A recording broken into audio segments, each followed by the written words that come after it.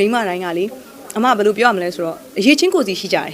စီးပွားရှာမှမဟုတ်ဘူးအိမ်အောင်မှုထိန်းသိမ်းတာလည်းအရေးချင်းတစ်မျိုးပဲထမင်းရင်ချက်တာလည်းအရေးချင်းတစ်မျိုးပဲမိမတွေကအိမ်ထဲမှာပဲနေလို့အရေးချင်းမရှိဘူးလို့ဆိုတာမှားတယ်ဒါသူတို့ရဲ့အရေးချင်းရှိတယ်သူတို့ကလှုပ်ခွင့်မရှိသေးလို့လုံနိုင်တယ်ဒါပေမဲ့လှုပ်ခွင့်မရှိသေးလို့သူတို့ရဲ့အနာဂတ်တွေမှာအများကြီးလုံနိုင်တယ်သူတို့ရဲ့အကောင့်ထဲပေါ်နိုင်သေးတယ်အဲ့တော့အမလည်းအချိန်တိုင်းတာတစ်ခုတည်းအိမ်ထဲမှာနေမြုပ်ခဲ့တဲ့ချိန်တွေရှိရယ်ကလေးမွေးတဲ့အချိန်တွေပေါ့နော်ဒါပေမဲ့အမအချိန်လေးရလာတဲ့အခါမှာအပြင်ကိုထွက်တယ်အမစီးပွားရှာနိုင်အောင်ကြိုးစားတယ်ကိုချက်ပေါ်ကိုရနိုင်အောင်ကြိုးစားတယ်အိမ်အတွက်အထောက်ကူလေးတစ်ခုဖြစ်အောင်ကြိုးစားတယ်အဲ့လိုပဲမိမတိုင်းကကိုပိုင်ဆွမ်းဆကူစီရှိကြတယ်သူတို့ကဟိုဘယ်လိုပြောမလဲမထုတ်ဖော်သေးတာပဲရှိတယ်အမအဲ့လိုပဲယုံကြည်ပါတယ်ဟုတ်ကဲ့ပါအမကိုကြည့်လိုက်အမြဲတမ်းကြီးလေးနဲ့တာနေအဲ့ဒီဝက်ချက်လေးပြောပြပါအမအကုန်လုံးအမမနဲ့မိုးလင်းတာနဲ့ဖျားရှိကိုပြီးဆိုအမမြစ်တာတော့ရွတ်တယ်ပထန်းရွတ်တယ်နော်အဲ့လိုမျိုးပြီး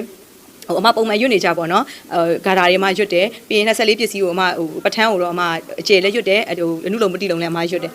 ပြီးသွားလို့ရှိရင်ခုနှစ်ရက်သားသမီးကိုအမမြစ်တာပို့တယ်အမစိတ်ကမနဲ့မိုးလင်းဖျားရှိကိုပြီးဆိုကြီးနေတာဘလားစိတ်နောက်ရှက်ဖြစ်တဲ့အချိန်ပဲဖြစ်တဲ့အချိန်ခဏတော့အမဟိုစိတ်ညစ်တာတို့ပါစိတ်ရှုပ်တာအမမှလည်းရှိပါတယ်လို့ဆိုတော့အဲ့ဒီအချိန်တိုင်းတာပြီးသွားရင်အမခေါင်းထဲထုတ်လိုက်ပြီးအမပြန်ပျော်သွားတာပဲအမကိုစိတ်ချမ်းသာအောင်နေတယ်အမမိသားစုနဲ့စိတ်ချမ်းသာအောင်နေတယ်အမစီကအပူသူများကိုမဟန့်အောင်မနေတယ်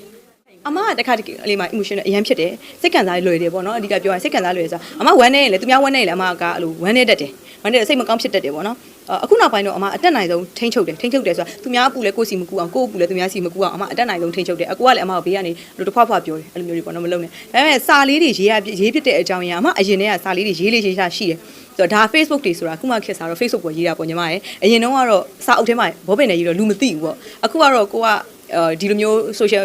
media ပေါ်မှာချပြီးတော့ပြလို့ရတဲ့အနေအထားဆိုတော့အကုန်လုံးကမြင်တယ်ပေါ့တချို့ကျတော့လေကိုယ်စိတ်ခံစားချက်နဲ့တိုက်ဆိုင်တဲ့လူတွေကျတော့ဒါမှန်တယ်ပေါ့ကိုယ်စိတ်ခံစားချက်နဲ့မတိုက်ဆိုင်နေကြတဲ့လူတွေကျတော့ဒီမိမကြီးဘာပြောနေလဲပေါ့ဒါကတော့ကိုယ်တိုင်ရဲ့ခံစားချက်နဲ့ပဲဆိုင်တယ်အမအများအတွက်မဟုတ်ဘူးဆိုတာအများအားလုံးလက်ခံရမယ်ဆိုပြီးအမရေးလိုက်တာမဟုတ်ဘူးအမတယောက်တည်းကတော့ဒီလိုခံစားရတယ်ဆိုတာလေးပဲအမချပြတာ